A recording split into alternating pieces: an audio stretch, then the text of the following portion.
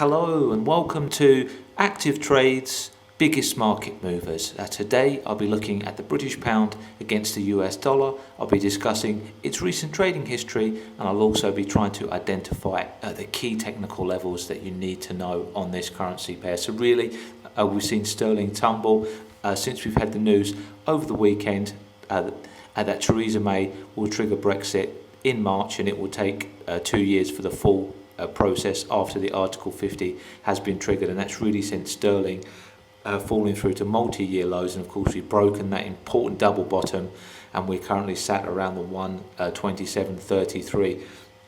I think really it all started with the British pound falling through some key technical levels that I'd like to mention. Of course, it fell through the 129.40, and once it passed through that, it was then on slippery ground, and then we went through 128.80, and then we tested really the yearly low around that 127.80 level, and once that was broken, it's really opened up the floodgates here for sterling to just sell off. So if we tried to have a look for some levels to the upside, I think we must really first of all look at that key area that it broke through here, and I've got a Fibonacci sequence all the way back to that 220 area, 210 area, and moving down really to the multi-year lows around 1985, and that was the sequence that we saw, and that's where we saw the British pound bounce from the last Fibonacci sequence, which is really the last line of defense around that 127.80 to 90 area here.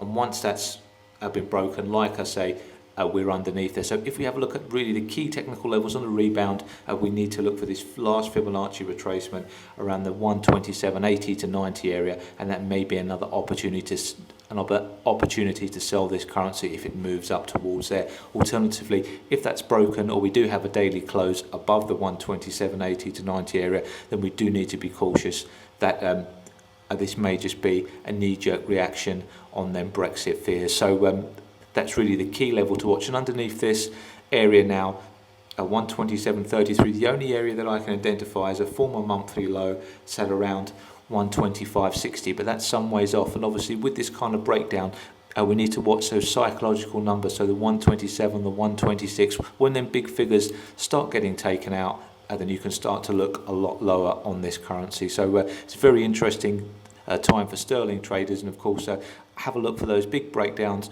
through the psychological numbers, 127 and 126, and of course watch out for rebounds on the upside towards the 127 to 80 area, and also the 128.40 may offer some resistance if we do get a bounce.